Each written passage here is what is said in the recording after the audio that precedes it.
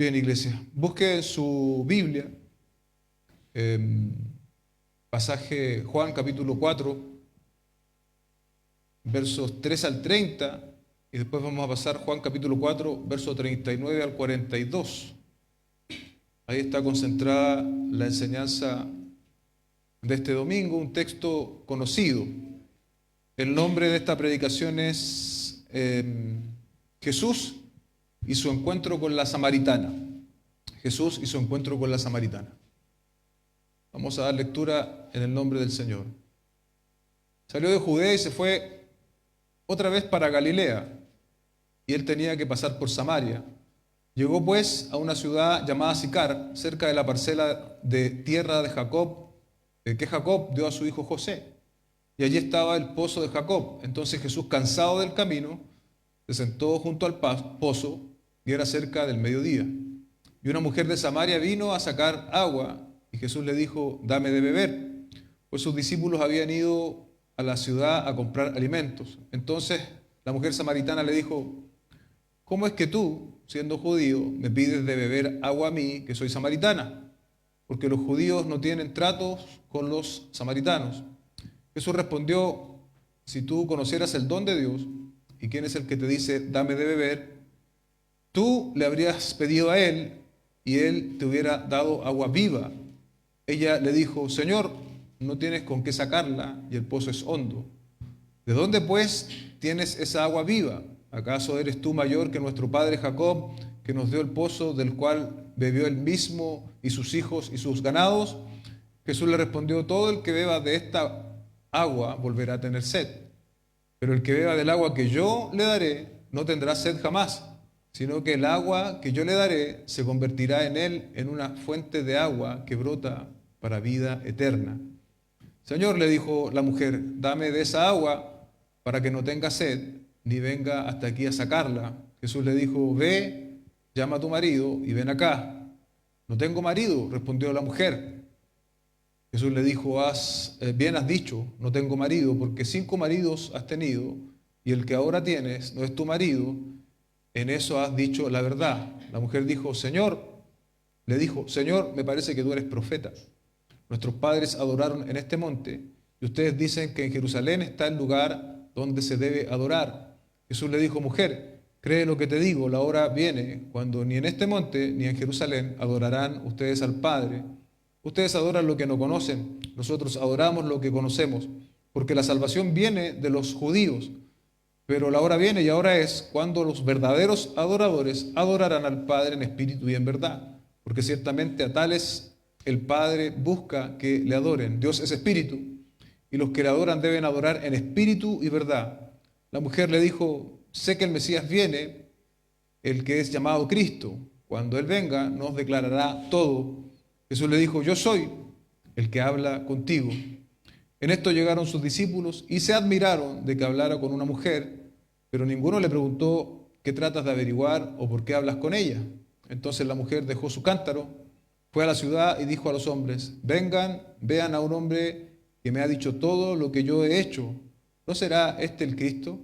Y salieron de la ciudad y fueron a donde él estaba. Nos saltamos al verso 39. Y de aquella ciudad muchos samaritanos creyeron en él por la palabra de la mujer, que daba testimonio diciendo: él me dijo todo lo que yo he hecho.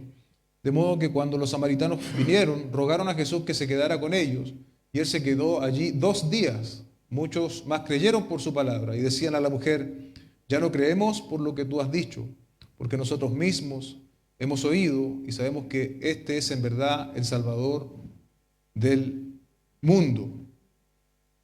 Padre, hemos leído tu palabra, te pedimos en humildad que tú nos hables a cada uno de los que estamos acá, Señor. La necesidad primordial que tenemos nosotros como hijos tuyos es recibir tu palabra, Señor. Por lo tanto, si hay algo en nosotros que nos puede impedir el hacerlo, te pedimos, Señor, que tú lo puedas sacar del medio, Señor, cualquier barrera, impedimento, problema, Señor, no resuelto que ahora está en nuestro corazón. Vamos a dejarlo, Señor, de lado para poner atención a lo que tú tienes que decirnos esta mañana a través de este hermoso pasaje. Te lo pedimos en el nombre del Señor Jesucristo. Amén y amén. caramba, aquí vengo al pozo en esta hora del mediodía, específicamente para evitar la gente. ¿Y qué me encuentro? Un hombre sentado en el borde del pozo y simplemente está sentado allí, brazos cruzados, cabeza agacha, parece cansado y un poco polvoriento, probablemente sediento también, y no tiene nada con qué extraer el agua. Ciertamente deseo que no espere que le dé de beber. Aguarda un minuto, es judío. Bueno, no debo preocuparme sobre darle nada. Una vez que sepa que soy samaritana y una mujer de aquellas, no dudará en darme vuelta a la espalda en disgusto y simplemente ignorarme. Bien, realmente no estoy de humor para conversar. Aparte, es mediodía y el sol calienta mucho. Cuanto más pronto obtenga mi agua y regrese a la aldea, mejor. Alguien escribió esto, ¿no? Interpretando la posible postura de esta mujer samaritana al respecto de su encuentro, que inicialmente para ella era solo el encuentro con un hombre que terminó transformando su vida por completo. El primer punto de nuestra predicación es un pasaje largo, así que vamos a ir tal vez no deteniéndonos tantos en los detalles. El primer punto es el agua que verdaderamente necesitamos. El agua que verdaderamente necesitamos. Entre los versos 3 al 15, dice el texto: salió de Judea y se fue otra vez para Galilea, y él tenía que pasar por Samaria. Lo cierto es que desde Judea a Galilea había más de una opción de tránsito para ir desde estas dos localidades. El Señor escogió la más corta, a través de Samaria era la más corta. Sin embargo, ¿cuál era el problema? Que para los judíos más ortodoxos, pasar por Samaria nunca fue una alternativa. Sin embargo, el Señor dice que me es necesario pasar por Samaria. Barclay, un comentarista, dice, otros opinan que la necesidad se refiere a un fuerte sentido de dirección divina y que Jesús quería que la luz de Dios brillara también entre los samaritanos. Yo coincido con este comentarista. No accidentalmente Jesús escogió ese camino, que era el peor visto para los religiosos de la época. Sin embargo, el camino que el Señor escogió, porque iba a encontrarse precisamente con esta mujer. De allí podemos obtener una aplicación, hermanos. Qué importante es estar e ir donde debemos, no donde queremos. El Señor sabía que debía estar allí para conversar con esa mujer. No debemos buscar lo que nos conviene más, o lo que nosotros queremos más, lo que nos sirva más a nosotros. Debemos poner nuestras vidas en servicio al Señor y andar muchas veces por tránsitos que otros van a mirar mal, que a otros les puede parecer mal. Debemos siempre ponernos nosotros en el propósito del tránsito divino. Eso es lo que hizo el Señor Jesucristo y que también nos deja como ejemplo a nosotros. Dice el verso 5, llegó pues a una ciudad de Samaria llamada Sicar, cerca de la parcela de tierra que Jacob le dio a su hijo José. Wallace Wiersbe, aquí para hacer un poco de contexto respecto de la relación entre samaritanos y judíos, dice, los samaritanos eran una raza mixta, parte judío y parte gentil, que surgió por el cautiverio asirio impuesto sobre las 10 tribus del norte en el año 727 a.C. Entonces estos samaritanos fueron rechazados por los judíos debido a que no podían demostrar ya su genealogía, porque obviamente eran una raza mixta. Los samaritanos establecieron su propio templo y servicios religiosos precisamente en el monte que se menciona acá, el monte Gerizim. Esto solo sirvió para atizar las llamas del prejuicio. Tan intenso era su aborrecimiento que los samaritanos, que algunos de los fariseos oraban que ningún samaritano fuese resucitado en el día de la resurrección. Cuando sus enemigos quisieron insultar a Jesús, le llamaron samaritano. De hecho, en el propio Nuevo Testamento no hay tantas menciones respecto de los samaritanos. Hay una parábola, ¿la recuerda? En otro de los evangelios. El verso 6 continúa y dice, y allí estaba el pozo de Jacob. Entonces Jesús, cansado del camino, se sentó junto al pozo y era cerca de mediodía. Aquí nos detenemos para ver lo que el texto nos dice. Jesús estaba cansado. se sienta en este pozo, implicamos con la intención de saciar su sed. ¿Y esto qué nos demuestra? La humanidad de Jesucristo. Hemos hablado en semanas anteriores sobre su divinidad, pero aquí el texto nos está resaltando y enseñando que Jesucristo también fue hombre. De hecho, sintió sed, sintió cansancio. Pero el problema que tenía el Señor Jesucristo solo de cara al pozo era que estos pozos tenían al menos entre 30 y 40 metros de profundidad y el Señor no tenía nada para sacar agua y para satisfacer su sed. Entonces, Barclay otra vez nos dice, Juan enfatiza la divinidad de Jesús, pero no pierde la oportunidad para enfatizar también su humanidad. Jesús se cansaba, tenía hambre, sed, necesitaba dormir de noche. Ciertamente solamente a Jesús, 100% Dios, 100% hombre, podía representarnos delante de la presencia del Padre. El verso 7 dice, una mujer de Samaria vino a sacar agua. Esta mujer vino a sacar agua, hermanos, en un horario poco conveniente. En zonas más bien desérticas, venía a buscar agua. Casi todos los comentaristas están de acuerdo en que sería el mediodía. De hecho, nuestra traducción lo dice así, al mediodía. Y había cierta actividad respecto de las mujeres cuando iban a sacar agua en Oriente. Se juntaban y mientras esperaban su turno, se hacían conversaciones entre las mujeres, ¿no? Eso es muy típico de las mujeres, conversar entre ellas. O sea, aquí se establecía una verdadera fila, ¿no?, de mujeres esperando para sacar agua desde estos pozos. Pero acá hay algo particular. Esta mujer iba en el peor horario para sacar agua. Y eso por una razón que el texto nos revela de manera posterior. Ella no quería estar con la multitud y tal vez la multitud tampoco quería estar con ella. Jesús le dijo, dame de beber, dame de beber. Con esa frase empieza entonces el Señor esta conversación que llama la atención para nosotros esta mañana. Jesús es quien se está aproximando. Amén. Jesús es quien está saliendo al encuentro de esta mujer. Y si nosotros miramos en perspectiva nuestra propia experiencia de conversión, si Jesús no hubiese salido a nuestro encuentro, no hubiese manera de que nosotros lo hubiésemos conocido. Si Dios no hace esta condescendencia de rebajarse a comunicarse con nosotros, entonces para ninguno de nosotros, hombres pecadores, habría esperanza. Es Dios quien sale al encuentro a través de la persona de Cristo. Si Dios no hubiese salido a tu encuentro, tú estarías perdido. Si Dios no hubiese salido a mi encuentro, yo estaría absolutamente perdido. Es Dios quien toma la iniciativa en la salvación. Amén. Verso 8, pues sus discípulos habían ido a la ciudad para comprar alimentos. Si bien los samaritanos y los judíos no tenían relación, usted puede ver acá que hay ciertas salvedades, ¿no? Había algo de negociación aún entre ellos en contextos como este, ¿no? Tenían que ir a la ciudad de los samaritanos para abastecerse. Aquí este versículo nos permite ver claramente que el Señor Jesucristo se quedó solo con esta mujer samaritana, asunto que para el contexto bíblico era algo muy mal visto.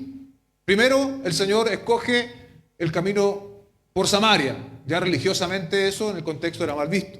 Segundo, el Señor decide dirigirle la palabra, porque no fue la mujer la que se dirigió a él, sino que Jesucristo fue quien le habló a una mujer. Primero, eso ya era un escándalo.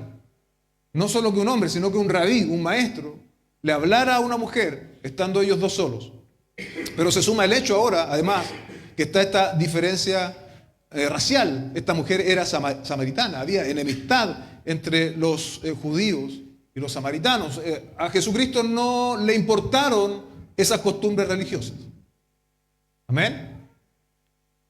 No le importó esa barrera. Y aquí hay algo también, que hay una doble realidad, porque el Señor Jesucristo tenía la necesidad física de tomar agua, estaba cansado por este largo viaje, pero había algo más importante que el simple hecho de satisfacer su sed. Estaba este objetivo de predicarle a esta mujer, de presentarse a esta mujer, de revelarse incluso a esta mujer. Dice el comentarista, detrás de esta solicitud hay dos consideraciones. Jesús realmente tenía sed y aparentemente no tenía ningún utensilio para sacar el agua. A la vez, como Godet comenta, él no ignoraba el hecho de que la manera para ganar a una persona es a menudo el pedirle un servicio. El pedirle un servicio. Si el Señor Jesucristo, siendo Dios, ¿cierto?, tuvo esta conversación, amados hermanos, la reflexión que yo quiero que hagamos en este punto, ¿cuánto más nosotros a la hora de compartir el Evangelio? ¿Sí? El Señor no fue de buenas a primeras a decirle tú eres pecador, no. El Señor aprovechó el contexto, ¿no? Y fue de manera, entre comillas, estratégica para abordar a esta mujer.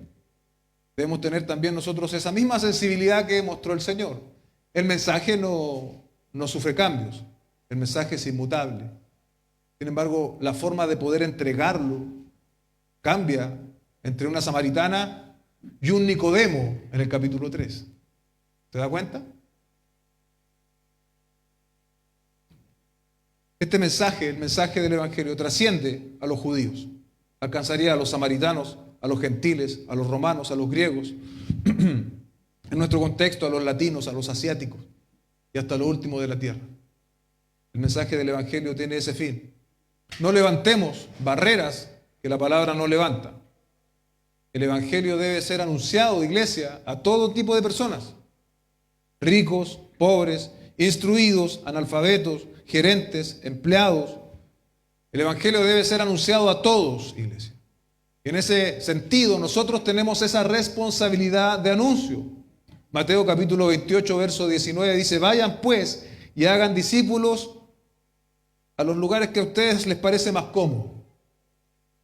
Ciertamente no.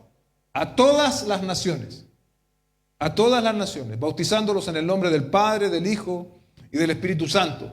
El Señor Jesucristo tenía claro su propósito y su misión al venir a la tierra. Y es por eso que Él fue capaz de traspasar todas estas barreras religiosas para anunciar su mensaje. Verso 9 dice, entonces la mujer samaritana le dijo, ¿cómo es que tú siendo judío me pides beber a mí, que soy samaritana? Porque los judíos no tienen tratos con samaritanos. El Señor comienza a revelarse a esta mujer de manera progresiva. Y lo primero que le dice en el versículo 10 ahora dice, Jesús le respondió, si tú conocieras el don de Dios y quién es el que te dice, dame de beber, tú le habrías pedido a Él y Él te hubiera dado agua. La mujer habla del agua que ella puede ofrecerle al Señor Jesucristo, del agua que ella venía intencionalmente a obtener de ese pozo en el verso 9. Ahora el Señor Jesucristo está hablando de un distinto tipo de agua. La mujer habla del agua que necesitamos para funcionar, para que nuestros cuerpos puedan funcionar. Nosotros mismos tenemos un gran porcentaje de agua en nuestros cuerpos, eso es una verdad fisiológica. Y sin agua tenemos serios problemas y se pueden presentar incluso enfermedades serias. El agua es importante, el agua física, el agua del cual está hablando esta mujer. No sé si ustedes se recordarán, pero hace algunos años había muchos, veíamos en las noticias que en Marte se estaban buscando vestigios de agua. ¿Sí? Se enviaban sus robots, sus satélites y veían una mancha y decían, bueno, eso puede ser agua. ¿Por qué? Porque la presencia de agua indicaría que al menos habría algún tipo de vida en Marte. Esa es un poco la relación y la importancia que tiene el agua. Ahora el Señor ocupa esta figura del agua, ¿no? Pero para imprimir un significado más elevado, para imprimir un significado de tipo espiritual. Esa necesidad fisiológica de agua que tiene nuestro cuerpo tiene un significado también ahora espiritual. Que la mujer tenía esta necesidad, no solo la necesidad de saciar su cuerpo de agua, sino esta necesidad de saciar su sed espiritual. En otras palabras, o más bien en las palabras del Señor, Él le dice, si conocieras el don de Dios, ¿y quién te habla? Sabemos nosotros que es un don, ¿no? Un don es un regalo. El Señor Jesucristo está haciendo aquí referencia a sí mismo y a la salvación que Él provee, ¿no? Cuando pienso en el don de Dios, recordé inmediatamente Juan 3:16, ¿no? De tal manera amó Dios al mundo que dio a su Hijo unigénito, para que todo aquel que en Él cree no se pierda, sino que tenga vida eterna. Si esta samaritana conociera al Señor, ella le hubiese pedido, dame de lo que tú tienes. Pero esta mujer ignoraba quién era Jesucristo hasta este punto. ¿Y qué es el agua viva? Es una buena pregunta, ¿no? A la luz de lo que estamos hablando. Algunos académicos han señalado que se refería a la Torá, a la ley, como don de Dios y como agua viva. Otros también dicen que se refiere a Cristo, cuando él está diciendo el agua viva como una referencia a sí mismo. Sin embargo, el simbolismo del agua es explicado en este mismo evangelio, en Juan 7, 37 al 39. Leámoslo para que sepamos entonces de qué agua nos está hablando el Señor. Dice, en el último día, el gran día de la fiesta, Jesús, puesto en pie, exclamó en alta voz, si alguien tiene sed, que venga a mí y beba. El que cree en mí, como ha dicho la Escritura, de lo más profundo de su ser brotarán ríos de agua viva, nuevamente, ¿no? Pero él decía esto del Espíritu. ¿Sí? ¿Se entiende bien? Él decía esto del Espíritu, es decir, cuando el Señor Jesucristo ocupa el agua viva, el propio autor del Evangelio nos está diciendo que él se estaba refiriendo al Espíritu Santo, que los que habían creído en él habían de recibir, porque el Espíritu no había sido dado todavía, pues Jesús aún no había sido glorificado. La mujer sigue interpretando las palabras del Señor Jesucristo de manera literal. Verso 11 dice, ella le dijo, Señor, no tienes con qué sacarla y el pozo es hondo. ¿De dónde pues tienes esa agua viva? ¿Se da cuenta? Suena similar a la expresión de Nicodemo en el capítulo 3. ¿Cómo puede el hombre nacer siendo viejo? ¿Puede acaso volver al vientre de su madre y nacer? ¿Se da cuenta que tanto Nicodemo, siendo el perfil de la moral y de un hombre ortodoxo y judío, ¿no? Que sabía mucho, que conocía la ley, tanto como esta mujer en el otro extremo, una mujer samaritana, muy mal vista por los judíos, probablemente no con un conocimiento tan vasto como el que tenía Nicodemo, al enfrentarse a la verdad del Señor Jesucristo, ambos se equivocan, ambos terminan tratando de dar una explicación en términos naturales. El lenguaje de la mujer entonces no está en sintonía con las palabras de Cristo. Hasta este punto ella no las puede entender. Lo cierto, amados hermanos, es que es Dios quien debe intervenir en la vida del hombre para que el hombre pueda entender el mensaje del Evangelio. Amén. La experiencia de Nicodemo, de la mujer samaritana, es la experiencia de todo ser humano. ¿No le ha pasado a usted que la gente a veces le dice que yo no entiendo la Biblia, yo no entiendo lo que dice? Sí, porque como hemos hablado en semanas anteriores, el hombre, el ser humano, está muerto en sus delitos y pecados. No puede entender la verdad de Dios. Es Dios mismo quien debe intervenir su corazón, su vida, para que él pueda ver y percibir y entender la verdad del Evangelio. Pablo lo escribió de esta forma en 2 Corintios 2:14, pero el hombre natural no acepta las cosas del Espíritu de Dios, porque para él son necedad y no las puede entender. ¿Se da cuenta? Porque son cosas que se disciernen espiritualmente. ¿Con qué argumentos viene la mujer una y otra vez? Con las cosas que ella entiende y con las cosas que ella sabe. Verso 12. ¿Acaso tú eres mayor que nuestro padre Jacob, que nos dio el pozo del cual bebió él mismo y sus hijos y sus ganados? Una respuesta indirecta a la aseveración de la mujer en el verso 12. De esta pregunta, ¿no eres tú más grande que el patriarca Jacob? Si es cierto lo que dices, Jacob bebió aquí y suministró, es cierto lo que esta mujer decía, Jacob bebió allí, suministró para los suyos el agua. Pero mire la respuesta del Señor, dice, Jesús le respondió, todo el que beba de esta agua volverá a tener sed. ¿Sí? En efecto, el pozo cumplía su objetivo para todos aquellos que venían para conseguir lo que necesitaban, agua, pero estarían forzados a volver. La necesidad de agua los acompañaría siempre, durante toda su vida. Ahora el Señor establece un gran contraste, ¿no? Porque dice en el verso 14, pero el que beba del agua que yo le daré, y que ya dijimos cuál era esa agua, ¿no? El agua, el Espíritu Santo, no tendrá sed jamás, sino que el agua que yo le daré se convertirá en él en una fuente de agua que brota para vida eterna. Queda claro, una vez más, que el Señor no está hablando de esa agua literal que sale del pozo, sino que está ocupando una metáfora, un ejemplo, para hablar de lo espiritual. Y aquí tenemos que hacer una pausa y pensar, iglesia, que Cristo es más de lo que Él puede proveernos, mucho más abundante de lo que es las necesidades de esta vida. Nosotros percibimos algunas necesidades como urgentes, como diarias, pero ¿sabe qué? Nosotros podríamos tenerlo todo, pero sin Cristo es como si no tuviésemos nada. Sin Cristo, la sed siempre de una u otra manera se va a manifestar. Pero Él prometió darnos de su Espíritu, y ese Espíritu es capaz de saciar toda sed. Únicamente Cristo tiene el agua que garantiza saciar el alma del ser humano. Porque a través de Él tenemos significado, propósito y trascendencia. Solo Él puede garantizarnos el no tener sed jamás. El mundo ofrece, el mundo hace ofertas, el mundo tiene sucedáneos. Usted sabe lo que es un sucedáneo, ¿no? Una imitación. Llámense religiones, ideologías, clubes, fundaciones, pasatiempos.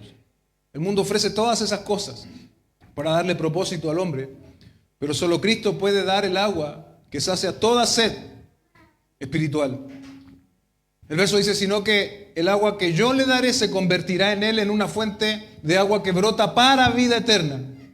Esta agua, el Espíritu de Dios, llega a ser una fuente en el interior del ser humano que le garantiza que no va a volver a tener sed jamás. Sufre una transformación drástica en su interior quien viene a la fe en el Hijo de Dios. Como hemos hablado en semanas anteriores, pasa de muerte a vida. Somos habitación del Espíritu Santo. Amén. Pero todos los que beban del agua, la Nueva Traducción Viviente traduce este versículo de la siguiente manera, que quizás nos queda un poco más claro. Dice, pero todos los que beban del agua que yo doy no tendrán sed jamás. Esa agua se convierte en un manantial que brota con frescura dentro de ellos y les da vida eterna. Esa agua se convierte en un manantial que brota con frescura dentro de ellos y les da vida eterna. Jesús tiene algo más grande, más permanente que darnos que la satisfacción de nuestra sed terrenal. Él da vida que trasciende hasta la eternidad. El verso 15 dice, Señor, le dijo la mujer, dame de esa agua para que no tengas sed. Y hasta ahí podría ser bien, hasta ahí podríamos pensar que la mujer había entendido. Pero mira lo que sigue, ni venga hasta aquí a sacarla. Ella seguía pensando en términos terrenales. Se interesó y creyó parcialmente en lo que el Señor le había dicho. Sin embargo, su expectativa aún estaba en lo inmediato. Entendió al Señor, pero seguía pensando que Él estaba hablando tal vez de un mejor pozo. A lo mejor no el de Jacob, pero un mejor pozo que a lo mejor Él tenía en algún lugar, de esta agua que podía saciar su sed. Qué bueno sería para ella, ¿no? Evitar el trabajo fatigoso de venir todos los días a buscar agua a la hora menos conveniente en el desierto bajo el sol abrasador. Qué bueno sería, a veces pensamos, ¿no?, en la intervención sobrenatural de Dios a nuestros problemas cotidianos. Pero hermanos, eso sería muchas veces un paracetamol para los síntomas. Usted sabe que el paracetamol solo es sintomático. Le baja la fiebre, le baja el dolor, pero no ataca el origen del problema. El agua que Cristo nos da ataca el origen del problema del ser humano. ¿Cuál es el mayor problema del ser humano? El mayor problema del ser humano es el pecado. Y solo Cristo tiene esa agua que nos libera de eso. Solo en el Evangelio encontramos libertad de la condenación del pecado, del dominio del pecado.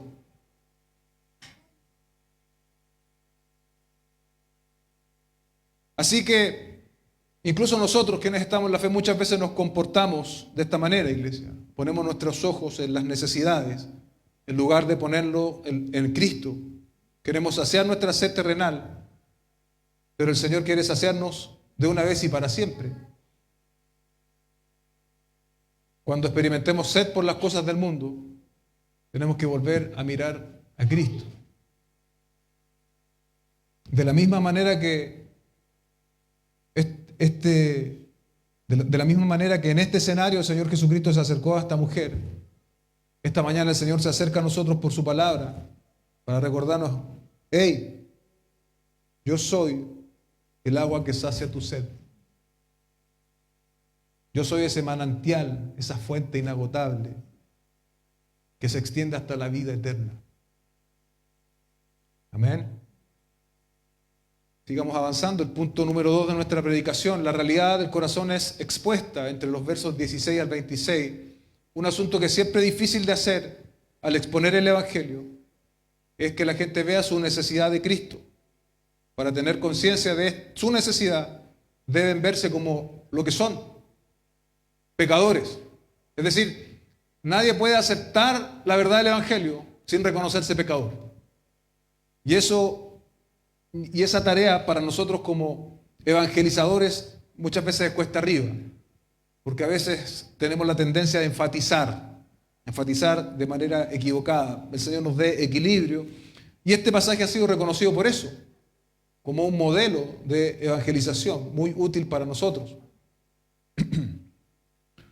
Lo otro que llama la atención de este pasaje, se los adelantaba antes, es que el Señor no partió aquí en el versículo 16, no partió con una confrontación, sino que vimos toda la interacción previa, ¿no? La intención del Señor de acercarse, de entablar una conversación. Utilizó la realidad de esta mujer para mostrar un principio espiritual, cosa que también el Señor hacía a través de las parábolas.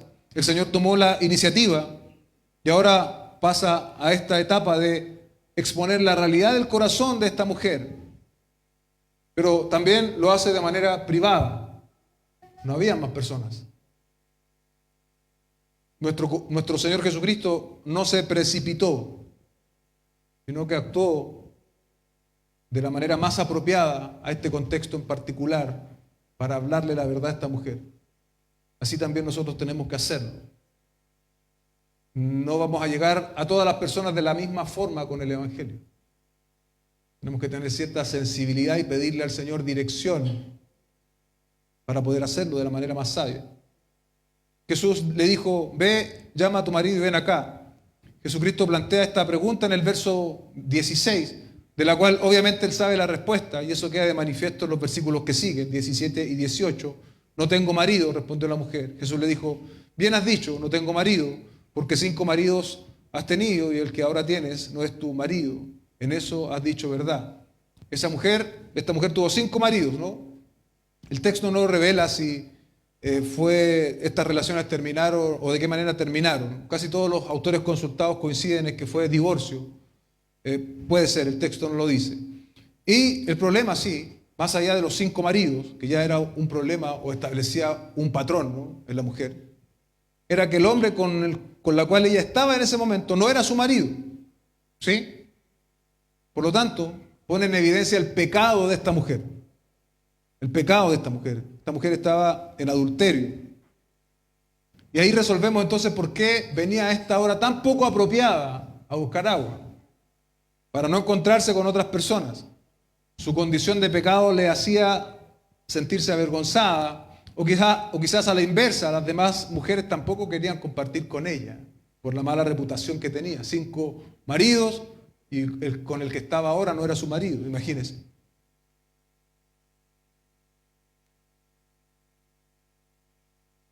Kinner, un comentarista, dice: Jesús clarifica la ambigüedad de la declaración. Ella había estado casada 5 veces y no estaba casada con el hombre con el cual vivía en ese momento. Los samaritanos no eran menos piadosos y estrictos que los judíos, y el comportamiento de ella habría resultado en un ostracismo de parte de la comunidad religiosa samaritana, el cual se habría extendido a toda la comunidad samaritana. Dice: Jesús reconoce que la respuesta de la mujer es correcta, pero había algo más, mucho más. Su respuesta fue fulminante para la mujer, barrió con todas sus defensas, expuso los secretos más tristes de esta pobre mujer, por cierto doloroso para ella, pero necesario, escuche bien, para la sanidad espiritual desde adentro. Los 5 matrimonios con sus divorcios representan un fracaso doloroso y humillante, pero peor todavía, ahora estaba viviendo en adulterio. Así su vida conyugal y moral era un desastre. La declaración del Señor de esta verdad hacia la mujer le hace ver, ¿no?, su realidad, le hace ver su pecado. Ella, para poder beber del agua que Cristo le estaba hablando, necesitaba reconocer su pecado. Y es lo que el Señor está haciendo, exponiendo su verdad. De la misma forma, la palabra de Dios, cuando es predicada, expone la realidad del ser humano. Todos somos pecadores. Y el pecado tiene un abanico de manifestaciones. Adulterio, en el caso de la samaritana. ¿Y cuál fue el tipo de pecado que la palabra descubrió en nosotros? La mentira, la autosuficiencia, la vanidad, pecados sexuales. Gálatas 5, 19, 21 nos da un listado de pecados. Dice: ahora bien, las obras de la carne son evidentes, las cuales son inmoralidad, impureza, sensualidad, idolatría, hechicería, enemistades, pleitos, celos, enojos, rivalidades, disensiones, herejías, envidias, borracheras, orgías. Alguien puede pensar en algún pecado que no está acá, pero el texto bíblico nos dice: y cosas semejantes. Y cosas semejantes. Contra las cuales les advierto, como ya lo he dicho antes, que los que practican tales cosas no heredarán el reino de Dios. ¿Sí? Los cristianos pecan, sí, pero los cristianos no practican el pecado. Es una gran diferencia. El Espíritu Santo de Dios es el mismo que nos convence de pecado. Juan 16, 8 y 9 dice: y cuando venga, Él convencerá al mundo de pecado y de justicia y de juicio.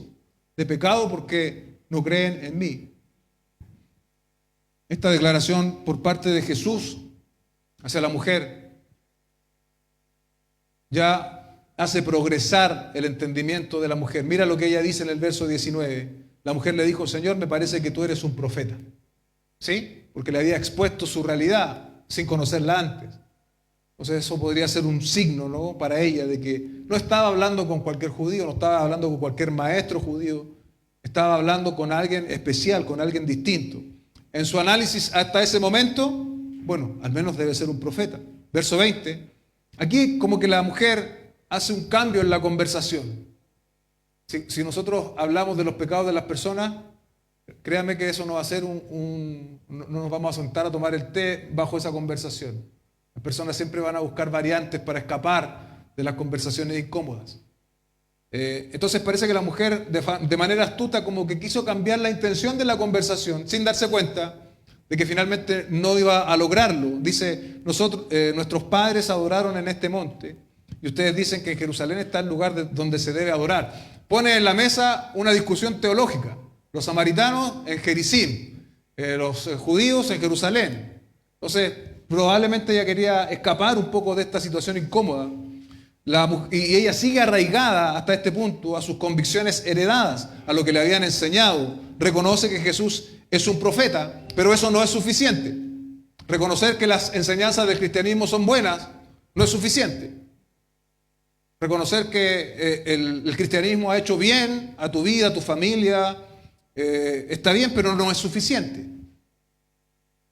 Y saca a colación, decía yo antes, este tema de discusión, el lugar de adoración.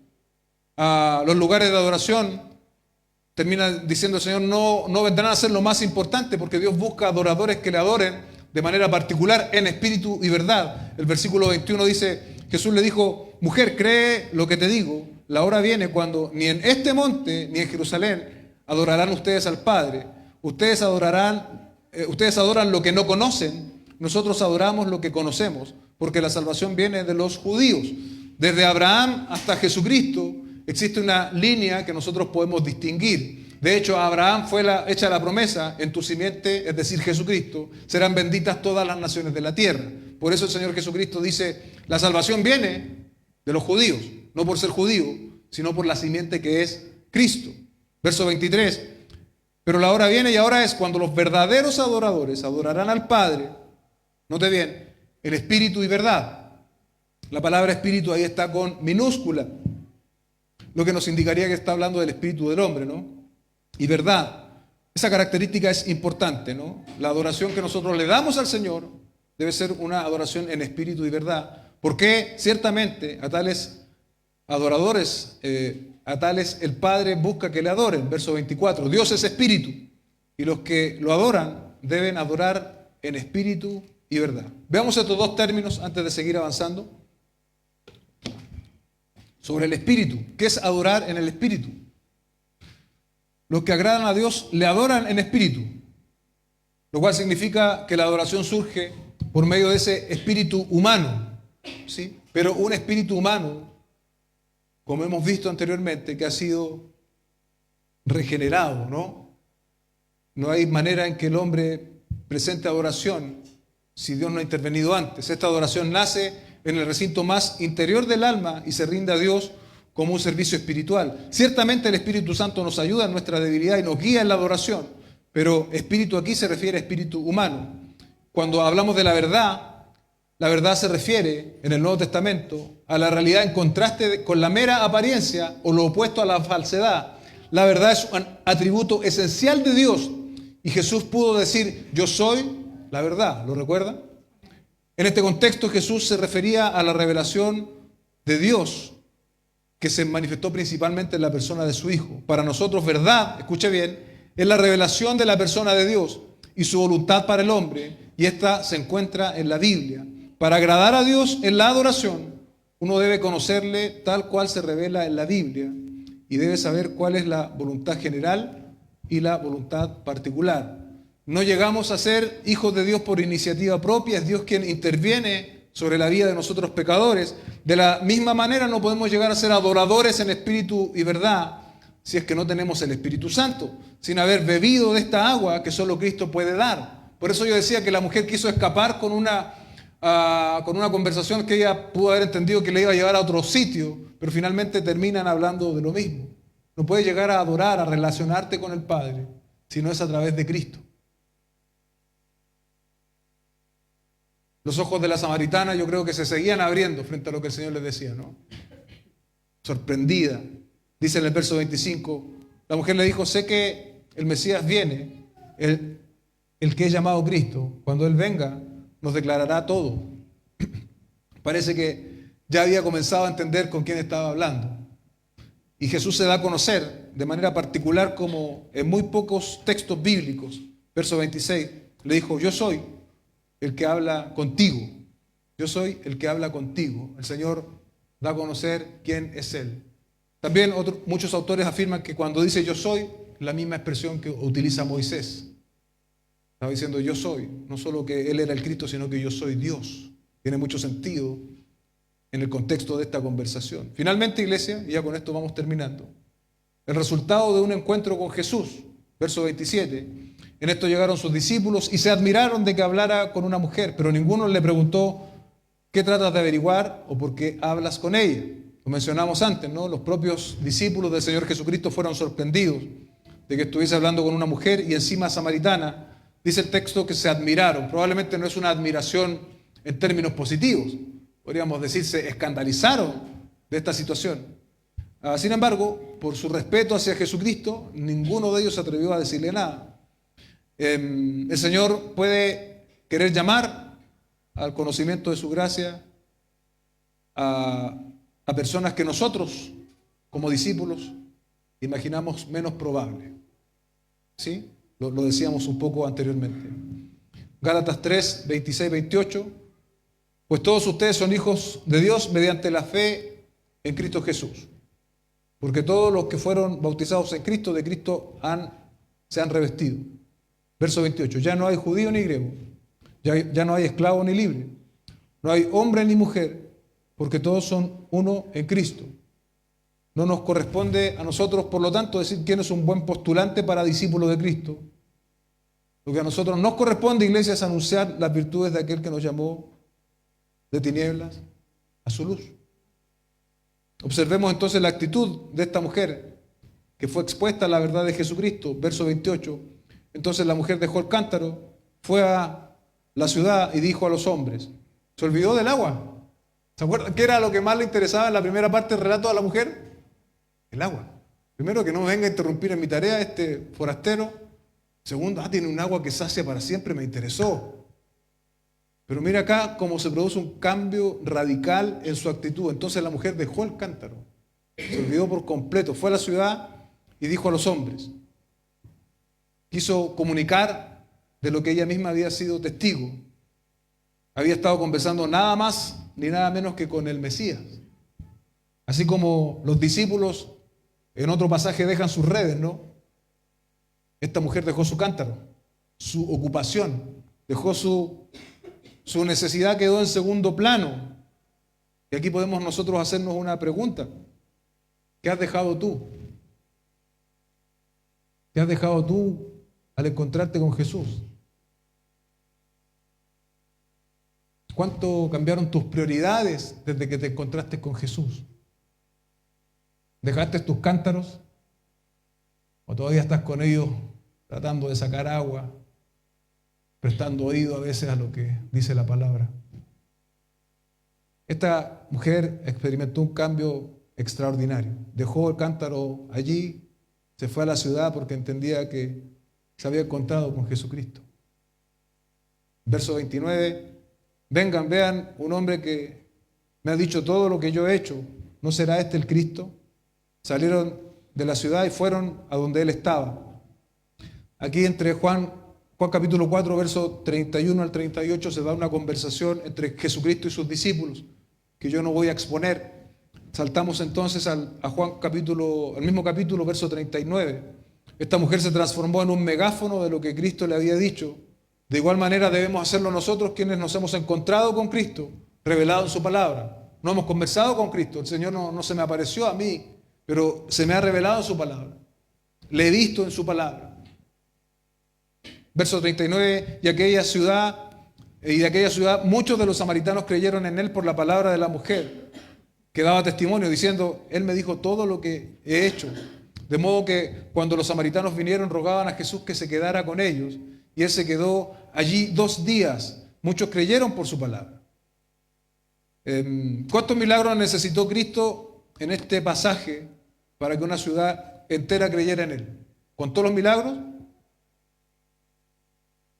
Ni un milagro. Ni un milagro. Únicamente su palabra. Únicamente su palabra. Lo que convierte el alma del pecador es la palabra del Señor. Ese es el medio. Ese es el medio que el Espíritu Santo utiliza para traer convicción de pecado sobre la vida de las personas. Es su palabra. Podríamos acá, hermano, haber milagros domingo tras domingo, pero si el Espíritu Santo y la palabra del Señor no está expuesta, no habrían conversiones. Los milagros no convierten a nadie. Pero cuando Cristo es predicado, cuando su evangelio es anunciado, el Espíritu Santo sí se hace presente, trayendo a pecadores al arrepentimiento. Los pasajes que leímos recién, los versículos nos enseñan también que nadie puede creer por ti. Tú debes beber de la verdad de Cristo para que de tu interior broten ríos de agua viva. ¿Se da cuenta el verso 40? De modo que cuando los samaritanos vinieron rogar que se quedara con ellos 2 días, muchos creyeron por su palabra. Ahí el Señor otra vez rompiendo todo tipo de costumbres religiosas. Era muy mal visto que un judío se quedara a alojar más encima 2 días con gente samaritana. Pero hay algo mayor. El evangelio está siendo anunciado. Debemos distinguir, iglesia, y esto es importante para nosotros como iglesia local, debemos distinguir la costumbre religiosa de la norma divina. ¿Sí? Debemos distinguir, pedirle al Señor nos ayude a distinguir la costumbre religiosa de la norma divina, porque la costumbre religiosa muchas veces se transforma en un impedimento para que Cristo sea anunciado. En cambio, la norma divina va a potenciar el anuncio. Va a potenciar el anuncio porque nos va a dar claridad, seguridad, certeza de que lo que estamos haciendo lo estamos haciendo en conformidad a la voluntad del Señor. La costumbre religiosa hubiese impedido este gran escenario entre los samaritanos creyendo al Señor, pero la revelación divina no. Recordemos que Jesucristo es Dios encarnado, Él es la palabra. Verso 42, y decían a la mujer, aquí viene la convicción personal, ¿no? Ya no creemos por lo que tú has dicho, porque nosotros mismos lo hemos oído y sabemos que este es en verdad, y esto es extraordinario. Mírala a lo que llegaron como conclusión estos hombres, esta ciudad. En verdad, Él es el Salvador del mundo. Él es el Salvador del mundo. Nadie puede creer por ti. Tú debes llegar a la convicción personal. Escúchame bien. de que Jesucristo es el Salvador del mundo. Y así como en esta ciudad, un buen número de personas al oír y creer lo que Cristo dijo, ¿no? Así también se anuncia hoy el Evangelio para que todos los que oigan y crean que Jesucristo es el Salvador y que Él es el único camino a la vida eterna.